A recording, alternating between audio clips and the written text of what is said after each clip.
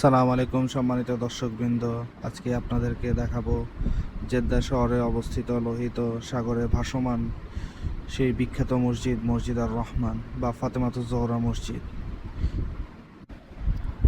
এই মসজিদকে ভাসমান মসজিদ বলা হয় কারণ যখন জোয়ার উঠে তখন মনে হয় যেন সত্যি লোহিত সাগরের বুকে একটি মসজিদ ভেসে আছে।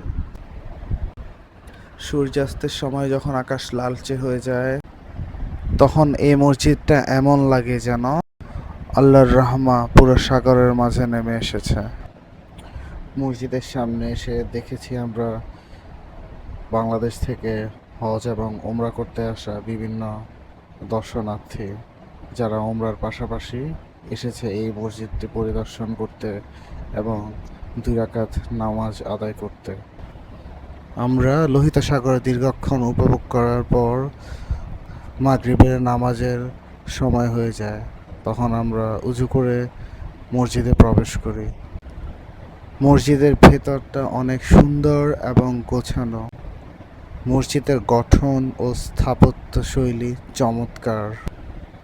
মসজিদের জানালা দিয়ে উপভোগ করা যায় সমুদ্রের নীলাভ জলরাশি ও গর্জন। এখানে মহিলাদের নামাজের জন্য পার্টিশন দিয়ে পৃথক ব্যবস্থা করে রাখা হয়েছে। মসজিদের অসাধারণ স্থাপত্যশৈলী আপনার নজর কাড়তে বাধ্য করবে এবং আপনার মন চাইবে যেন আপনি মসজিদের জানালা দিয়ে সমুদ্রের দীর্ঘক্ষণ তাকিয়ে থাকতে। এই মসজিদটি উপভোগ করতে বেশিরভাগ আসেন ইন্দোনেশিয়ান, মালয়েশিয়ান হজ এবং ওমরা যাত্রীরা। বাংলাদেশি হজ ওমরা যাত্রী এখানে খুবই কমই যেয়ে থাকেন। যারা চেনেন, বিশেষ করে যে সকল প্রবাসী ভাইয়েরা জেদ্দায় থাকেন, তাদের পরিবারের সদস্যরা যখন মক্কা মদিনায় হজ ওমরা করতে আসেন তখন তারা তাদের পরিবারের সদস্য নিয়ে জেদ্দায় ঘুরতে আসেন এবং এই মসজিদে রহমতে 2 রাকাত নফল নামাজ আদায় করেন।